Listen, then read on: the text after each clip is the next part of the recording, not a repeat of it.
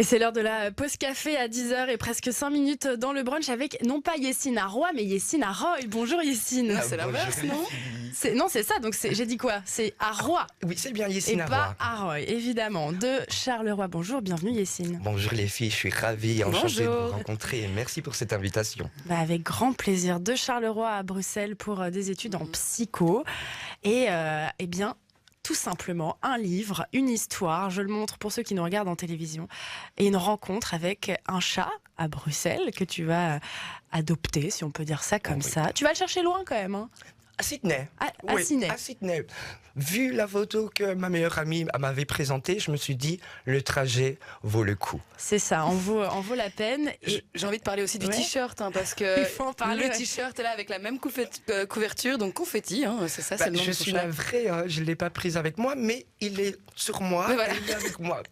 Donc c'est parfait. Et donc c'est le nom de ton premier livre qui s'appelle donc Confetti, comme le nom de ton chat, publié aux éditions Noir et Blanc, qui est une maison d'édition française. Tu racontes donc cette rencontre avec ce chat Confetti.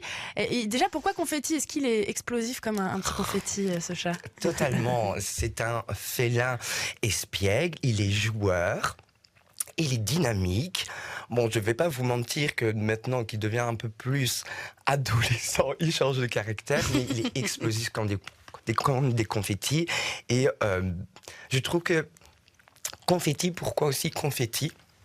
Parce que comme je suis une personne spontanée et que j'ai vu cette photo, j'ai directement explosé de joie à l'intérieur de moi et j'ai eu une multitude d'émotions et Confetti est directement venu dans ma tête. C'était même comme une évidence de trouver ce prénom Confetti. Et on entend que tu es très très ému quand tu parles de ça. Alors certains ou certaines pourraient se demander pourquoi être aussi ému d'adopter un chat, parce que c'est quand même quelque chose d'assez banal. Je sais pas quel est le pourcentage des personnes qui ont des animaux de compagnie, mais toi on sent vraiment que ça te touche profondément. Il y a quand même une raison à ça. Alors je sais pas si tu veux en parler, en tout cas t'en parles dans le prologue de ce bouquin. T'as eu un accident, Oui. et en fait le chat arrive après cet accident. Totalement. Il y a vraiment dans ma vie la rencontre avant, donc ma vie avant Confetti et après Confetti. Et donc je raconte dans mon livre des anecdotes touchantes, mais aussi surtout comment Confetti a impacté ma vie et l'a changé. Et c'est ça que aussi je veux raconter aux lecteurs, comment une simple rencontre, qu'elle soit humaine ou animale, peut transformer une vie complètement. Et merci Confetti, qui n'est pas là, mais merci Confetti parce qu'il a transformé positivement ma vie. Et ouais, ça me touche quand j'en parle, parce que c'est la première fois que j'en parle devant tout le monde. Et c'est un lien exceptionnel. C'est un amour inconditionnel. C'est une amitié. Est-ce que c'est un amour, pardon Aline, mais est-ce que c'est un amour qui est aussi fort qu'un amour avec un être humain? Parce qu'au début du livre, tu dis aussi je suis célibataire, donc on comprend que t'as pas d'amoureux ou d'amoureuse, mais que... Et après le chat arrive, c'est comme si presque c'était ton amoureux ou ton amoureuse, quoi. Oui, mais amicalement. Et c'est ça que je raconte aussi dans le livre, c'est que peu importe la relation que tu vas créer avec un être humain ou un être vivant, le plus important, c'est que tu passes des beaux moments et que tu avances à avancer dans la vie avec la personne ou l'être humain qui est en face de toi ou l'être vivant qui est en face de toi. Et je trouve que Confetti coche toutes les cases d'un être humain, en fait, indirectement. Donc je n'ai pas ce besoin relationnel. Il me donne tout ce que j'ai. Et tu rajoutes la famille, les amis. Et Oui, c'est le combo, le trio parfait. Est-ce que tu avais déjà eu un animal de compagnie avant? Moi, c'est la question que je me posais. Depuis que je vis seule, non, pas du tout. Mais en famille, j'avais que des chiens. Avec déjà de relations fortes créées avec eux? Oui, surtout mon petit damasien Kingston. Mais honnêtement, Confetti a créé vraiment. Et puis, il m'a aussi rentré dans le royaume félin. Hein. Parce que comme je n'avais jamais eu de chat, donc je me suis dit, on va essayer. Et je suis content d'avoir essayé. Je pense pas que ça va être le dernier animal de compagnie, parce que il me tente déjà à prendre une copine.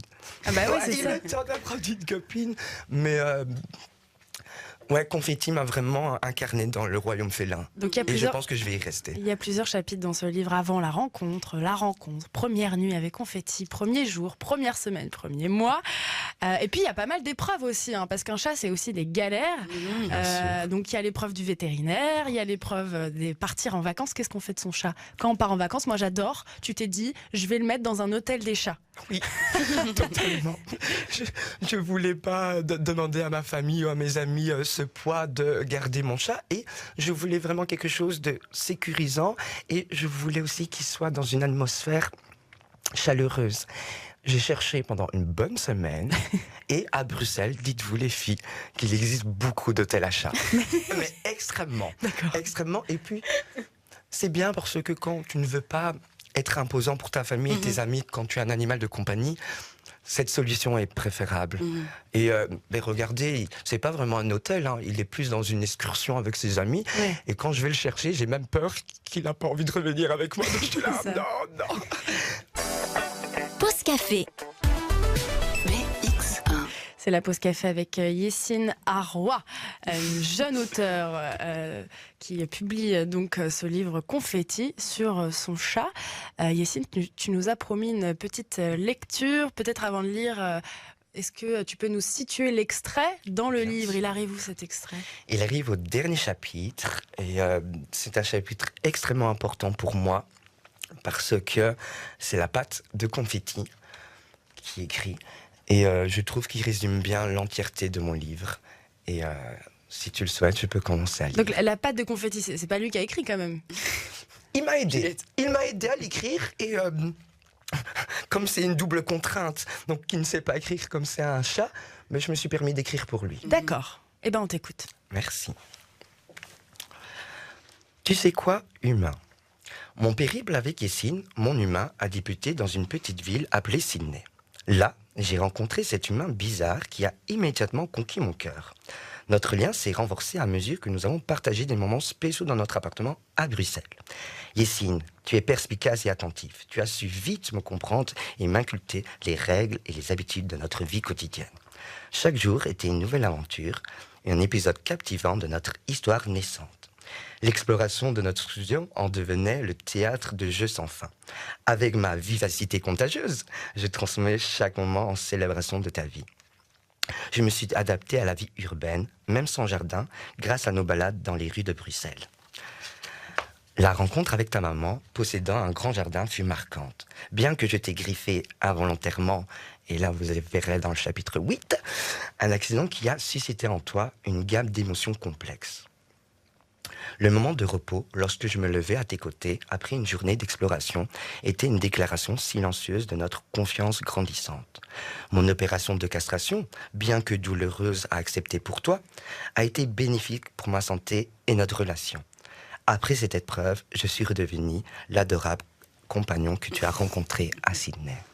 Voilà pour les paroles donc de ton chat, Confetti. Confetti. Yessine, que tu as écrit. C'est vrai que tu parles de cette griffure, c'est assez étonnant parce que dans le livre, tu racontes carrément vraiment la première fois, il t'a griffé comme un acte pour toi qui était hyper important, alors qu'en soi, un chat à griffe, bon, bah, c'est à peu près normal, mais voilà, toi, on sent que ça t'a vraiment. Comme je vous ai dit tout à l'heure, les filles, le Confetti est le premier chat que je rentre. Et j'avais toujours cette appréhension d'être griffé, voire légèrement phobique. Et j'ai conditionné, j'ai éduqué, j'ai adapté Confetti à ne pas me griffer jusqu'au sang. Évidemment, c'est un chat, il me griffe. Bah forcément, mais ce qui devait arriver arrive. Bien sûr. Et vu la condition de comment il m'a griffé à la pompe à essence, c'était différent. Et puis j'ai compris directement sa peur, vu la circonstance et la situation. Mais il m'a choqué, vu cette griffure. Et puis j'ai compris directement qu'il avait peur. Et ça a marqué vraiment un tournant dans notre relation. Moi, je voulais revenir sur le fait que tu fais des études de psychologie. Est-ce que pour toi, tu peux considérer qu'un animal de compagnie peut sauver certains, par exemple, de dépression ou quoi? C'est quelque chose qu'on entend pas mal. J'avais envie de faire peut-être le lien avec tes études. Oui, non, bien sûr. Tout le monde n'arrive pas forcément à créer des liens humains à humains. C'est ça. Et je trouve que, là c'est un avis personnel, hein, un animal va toujours te donner de l'amour, peu importe. Et il y aura toujours sa présence. Et je pense que des personnes qui se sentent seules ou alors qui ont des problèmes de dépression, je pense qu'un animal peut donner cet amour, ce soutien que malheureusement l'humain ne peut pas donner à l'autre personne. Et surtout dans cette période.